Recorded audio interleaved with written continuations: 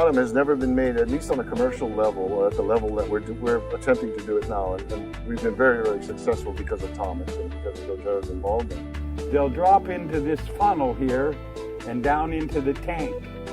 The tank will fill up with water and the oil will be at the top. And I draw the oil off right here. It was very difficult because everybody in the world was saying, well, it's just another species, it's this, it's that. But over the last 2.5, 3 years, working with it, distilling it, finding out that its properties are, I believe, to be better than anything in the world, and I think we're about ready to prove that. There isn't very much of this in the world, and I get to put my hands right in it. Look at that. This holds 700 pounds of sandalwood chip. The lid will be on it after we finish filling it. Once it starts down that pipe, it heads to a heat exchanger. We take the vaporized oils and they separate.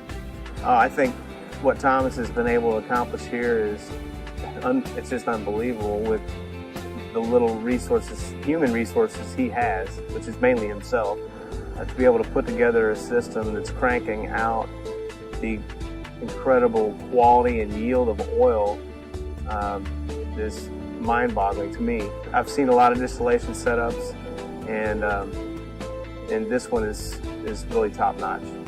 The paniculatum so far that I've seen is actually higher in the total xanthol content when you combine all those xanthols. When we say total xanthol content, we're not just talking about alpha and beta xanthol. We're talking about all the sesquiterpene alcohols that are common to the sandalwood oil. In terms of comparison to the spicatum or the Australian sandalwood, it's not even close. This blows it out of the water.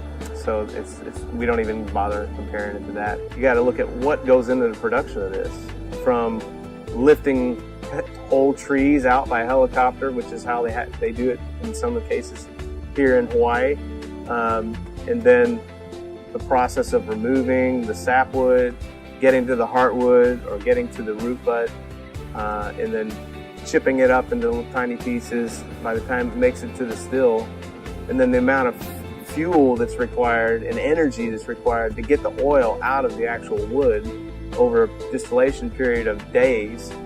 You can understand why it's so valuable. This represents, in this bottle, in terms of,